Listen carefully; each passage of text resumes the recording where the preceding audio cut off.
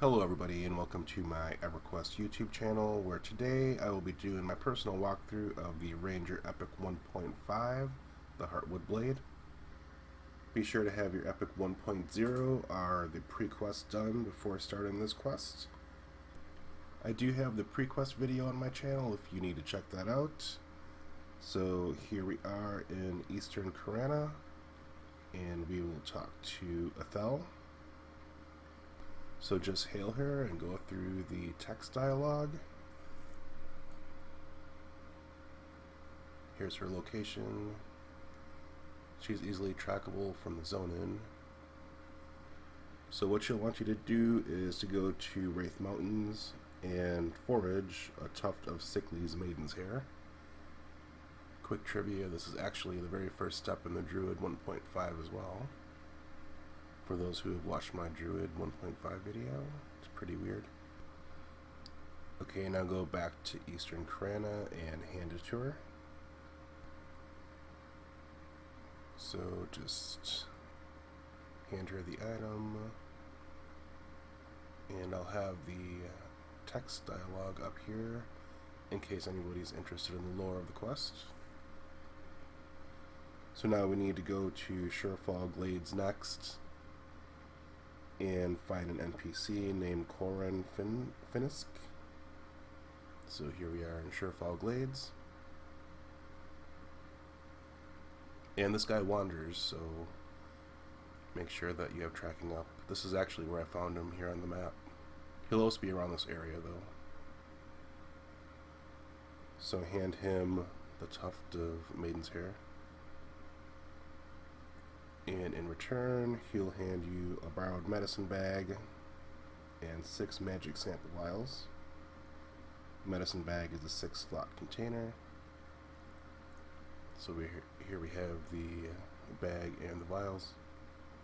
Okay, for the next step on this quest, you'll need to have a Fletching skill of at least 100 because you need to create 2 items. You will need to create 2 items from a Fletching kit. One of them is called a large butterfly net, and the other an 8-loop lasso. Here I am in Plane of Knowledge getting a Fletching kit. And here it should show up in your recipes when you search. Like I said, in order to do these combines, you'll need at least a skill of 100.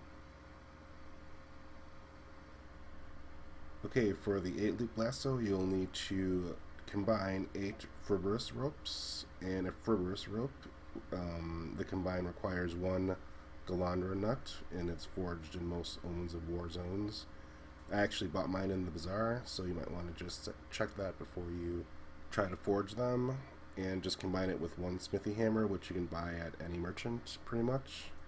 Okay, for the large butterfly net, you'll need to combine 1 long net pole and 1 phase netting. The long net pole, you'll need to forage a fallen tree branch and Dranic Scar, City of Dranic or the Old Bloodfield, and combine it with a whittling knife. For the phase netting, you need to combine 1 pine sap, which is forged in Jagged Pine Forest or Nadaria's Landing. Combine those with 4 phase spider silks, which drop in the Dragon Necropolis from a phase spider. So here I am in Dranix, just foraged the fallen tree branch, and here's Dragon Necropolis. Just defeat all the phase spiders at the entrance, they should drop the netting no problem. And that's what it looks like. So just defeat these spiders. Okay, so here we are in Nadaria's Landing for the pine sap. None of these items took very long to forage. So foraging shouldn't be too much trouble, especially if you have a heroic character. I think they come with a pretty good foraging skill. And I think you can just go to the trainer if you don't have a very good skill and just skill them up that way. Okay, here we are in an Omens of War zone, but like I said, if you're lucky and you can find these Galandra nuts in the bazaar, I would just do it that way instead of wasting your time foraging. So here I found the 8 I need just on a trader, And here's video of me just scaling up my fletching skills because, well, I got this heroic tune from the free one they were giving out earlier this year. I chose a ranger on one of my accounts, so I didn't really have a good fletching skill. I think they only give you a skill of 25, so I needed to get that higher. And the nice thing is you can raise your skill to 200 by just going to one merchant and doing some super easy combines. You can buy the items right from that merchant. So that's kind of neat. So here I am creating the phase netting and fibrous rope. So we'll just create a couple here.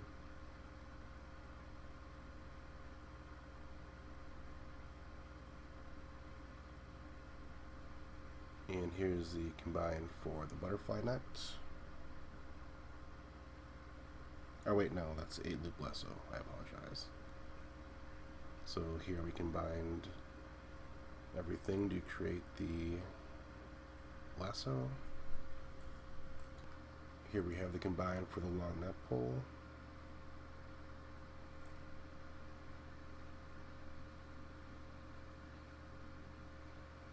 Which is the whittling knife and the fallen tree branch.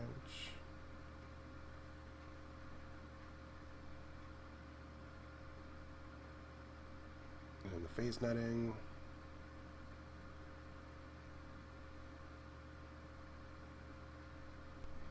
So here we are just doing the combine for the large butterfly net,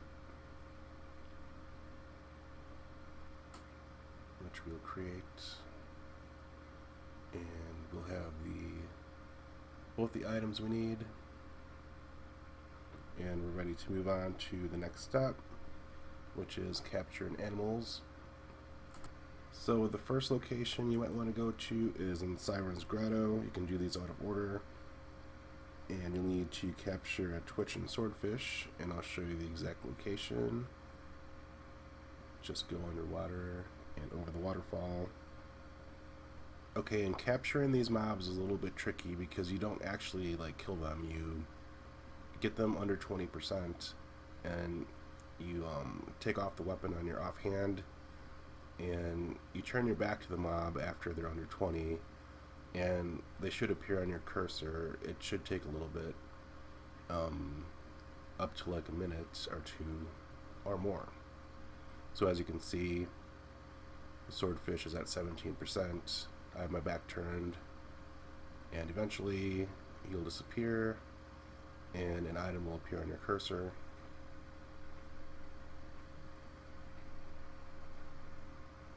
And make sure not to face him because you can damage him that way just by facing him. I guess rangers have some kind of skill where they don't actually need to press the attack button. I'm a necro main, so I really don't know much about melee. Okay, so twitching swordfish is wrapped tightly in the net and is too weak to struggle free. And there you have the item that you need, which is a captured swordfish.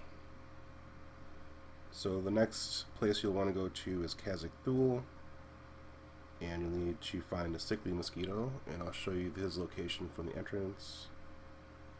You'll need to equip a large butterfly net for this,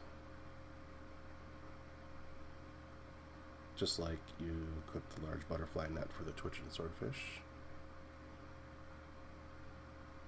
So here's a location.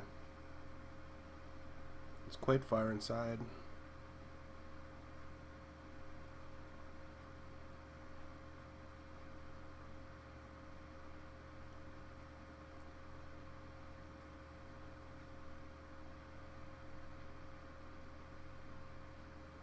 So we'll turn the corner here.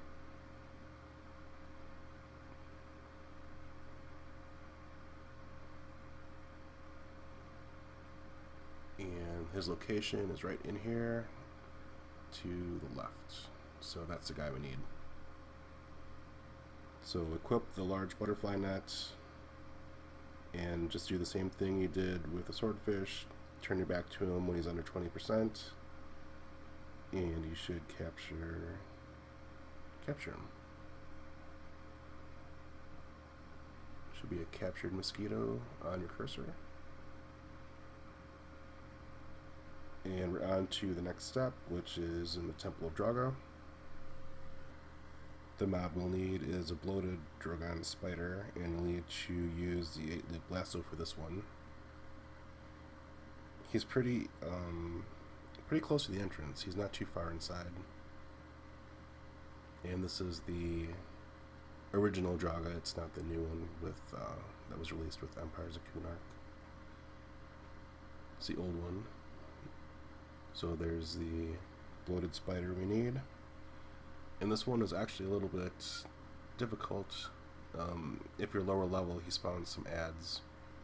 And you really can't do much about them because you don't want to have any damage shields up or anything. So here we are with him giving me the beatdown. Be careful not to turn around too often if he's low on health, because you'll have to wait for him to respawn. So here we have the item we need. It appeared on my cursor. Captured spider. So now we're on to Chardok B. And because I'm kind of nice, I'll show you how to get to the Chardok B entrance from the Chardok entrance. It's a little bit of an obscure zone, so maybe a lot of people watching don't know about it. I mean, I don't know who is watching. You guys might know where it is, but some of you might be like, I don't know where Chardok B is.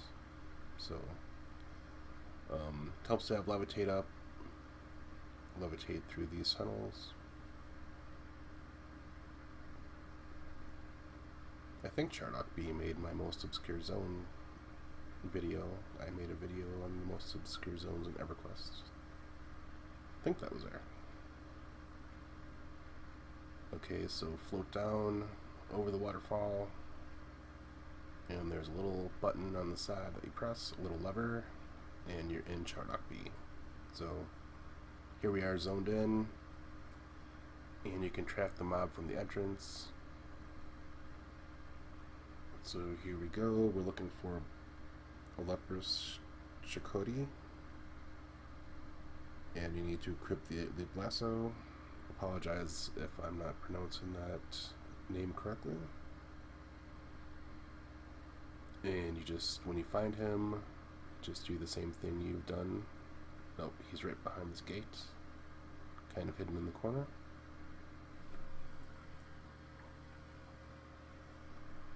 And their location is on the map, if you're following along with the map. So here he is attacking me, and I had two ads join in, but that's no big deal.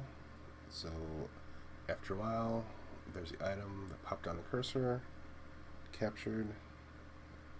So here we are doing the combines we need.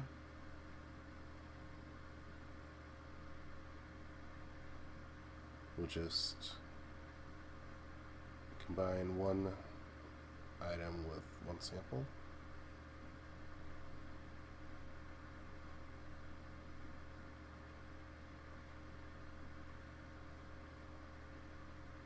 And we'll have the blood sample. You can actually do this after every captured animal that you get, but I decided just to do it after all four were captured. So combine these in your fletching kit,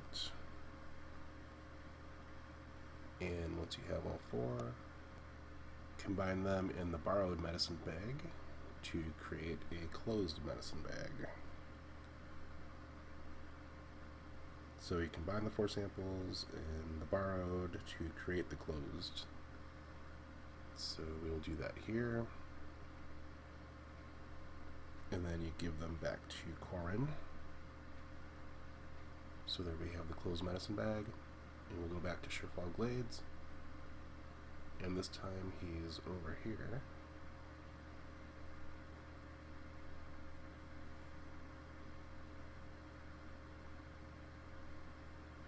And he will give you the borrowed medicine bag back and the blood samples.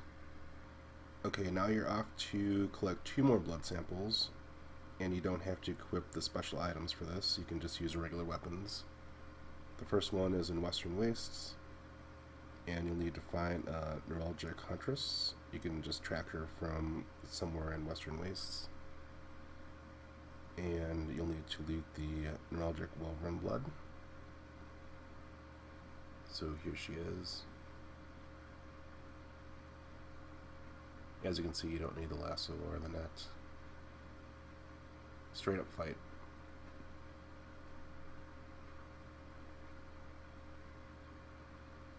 And the blood should be in the corpse right there. So now you need to go to Vexar. It's a fun, very fun zone if you've never been there before. You have lots of memories here from when it was current content. Okay, you'll need to find an aesthetic highborn and then loot the acidic Vexar blood from him. When you have the 2 new blood samples, combine those with the previous blood samples in the borrowed medicine bag, and you'll create a full medicine bag that you'll need to take back to Karana. So just do the combine.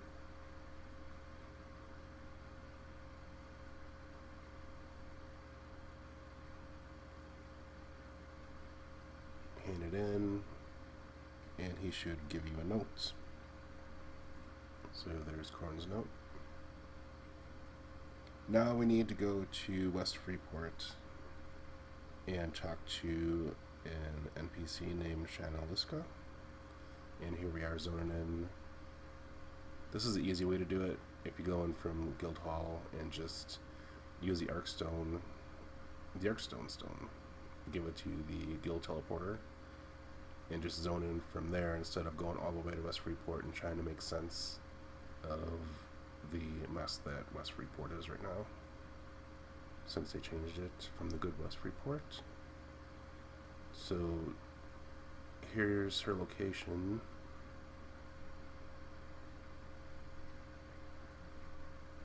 Right over here. She actually is a part of the Druid 1.5 as well, I believe. So you ask her what disease of the mind, and then hand her Corin's notes, and you'll receive Corin's notes annotated.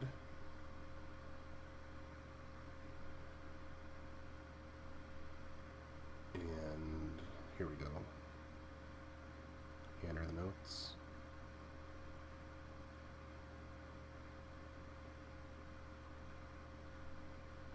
You'll get the annotated notes back, and the next step is to go to the deep, and you'll need to find an ancient thought horror. So here we are in the deep, and the mob is not located very deep inside the deep. He actually springs from a trap right there, so right there where I circled on the map is where you'll need to go. And because I already did this, I'm backtracking, so he'll already be up, but if you're doing this for the first time, he should spring from a trap that you set. Well, just to be clear, you walk over a certain area and that springs a trap. You don't actually set a trap down or anything. Just walking over it should do. So after you defeat him, you'll need to loot thick spinal fluid. So here he is. That's the item we need. He'll also drop some junk. So you bring it back to Shanna along with the annotated notes.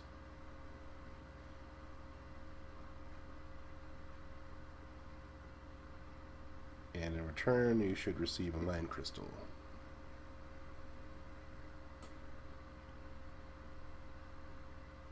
So now, this next step, you need to go back to Eastern Karana, and you need to go and say the words "you are diseased," but you need to say it to this guy, Thorus. You don't say it to Ethiel.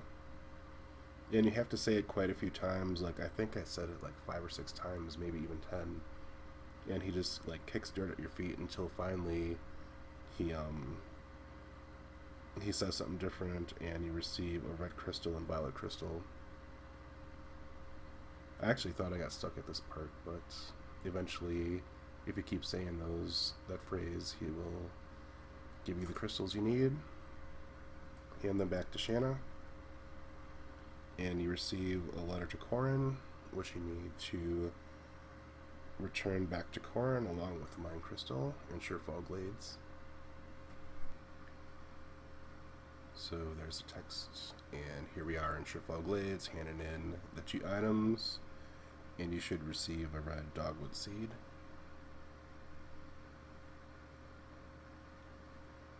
So there's the red dogwood seed you need. Okay, with this event, you'll need to clear out a number of mobs, and after you defeat them all, a NPC will spawn named Gimbert the Fertile. He's actually part of the mobs you need to defeat here. So just attack, basically just defeat everything that starts attacking you at this point. And after everything's cleared, just use tracking and find Gimbert the Fertile. This time he'll be non-aggro, so just go up to him, hail him,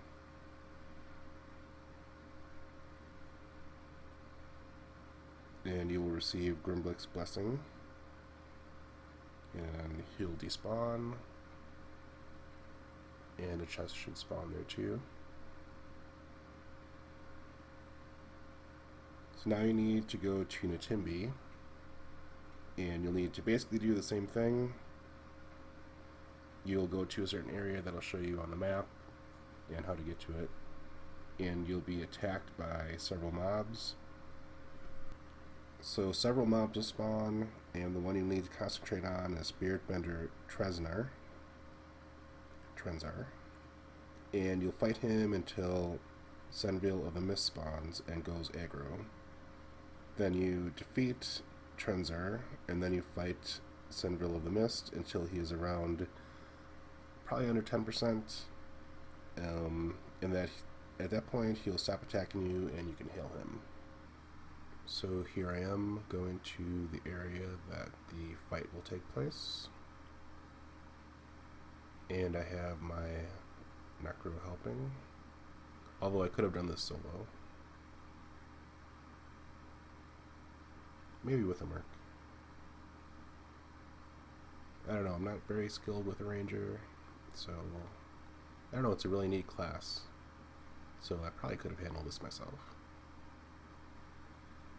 So I found that I had to go up to this area at this point, and then the event started,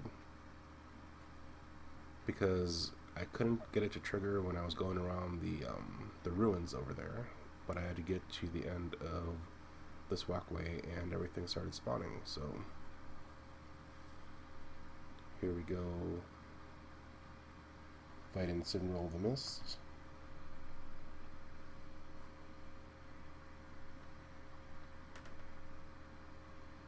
Water Elemental. So right when I got him to 7%, he stopped and healed him and received Senville's blessing. So I'll just show his health percentage here on the UI element, and there's the blessing.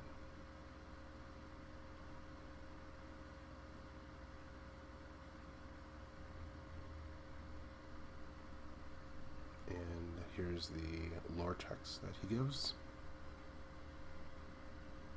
So now we need to go to Jagged Pine Forest for the next step, and you'll need to find a ground spawn.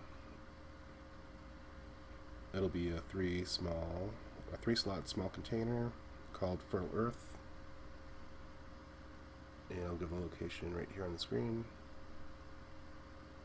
There it is again, in case you missed it. And I'll show the map and have the location right here. As you can see, I'm the green dot.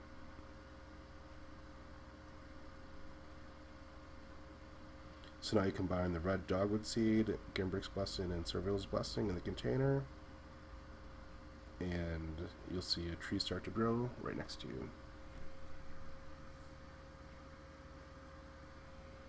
So we'll do the combine,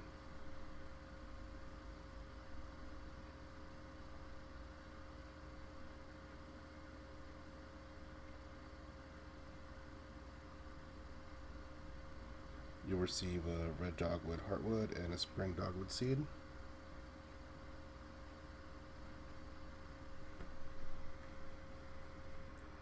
And at this point, you just watch the tree keep growing and growing until he gives you the items.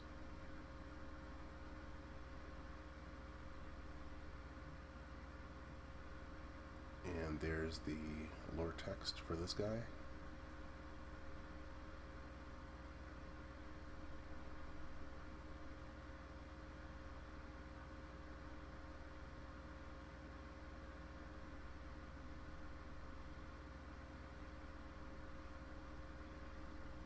Okay, now you have to go back to Karana in Surefall Glades and give him the spring dogwood seed. So we'll get there in a little bit. I actually edited this part as much as possible because it took a really long time for that tree to grow. So here we are back in Surefall Glades.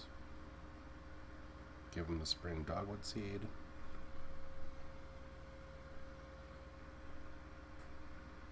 And in return, you receive a block of pure silver.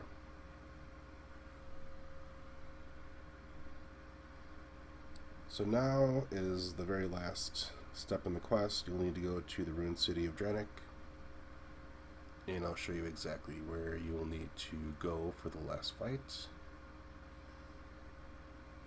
Right up here, and you're down in this area here. So I'll actually run to the spot you need to go to and show you exactly where the fight will take place. So with this final fight, the mechanics are a bit strange. There's two mobs that will spawn: Severan's Fireskin and Usumo, Lord of the Depths.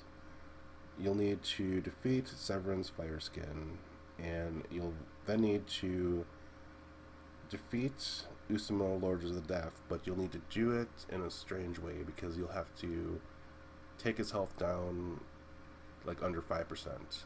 Sometime between like 10 and 0% he becomes non-aggro. For me it was 5%. So as soon as he becomes non-aggro, you need to hail him and give him the red dogwood heartwood quickly because he starts walking away right away. Some other things about this fight: Fireskin will spawn ads that you'll need to defeat. He spawns them pretty quickly, so if you're a lower level, be aware of that and maybe bring some help. So this is a part where it gets tricky, and like I said, this part I failed 3 times. Every time you face him, you do damage to him, even if you don't press the attack button. So what I did was just face him every so often, got his health smaller and smaller until it was under 5%. So just face him for a little bit, turn your back, face him a little bit, turn your back, because I have nothing in my primary or secondary, and eventually he will turn non-aggro, and then you can hail him and do the turn in. So then he will give you a Windblast Heartwood. Combine that with a block of silver, block of pure silver in the Fletching kit to receive the Heartwood Blade.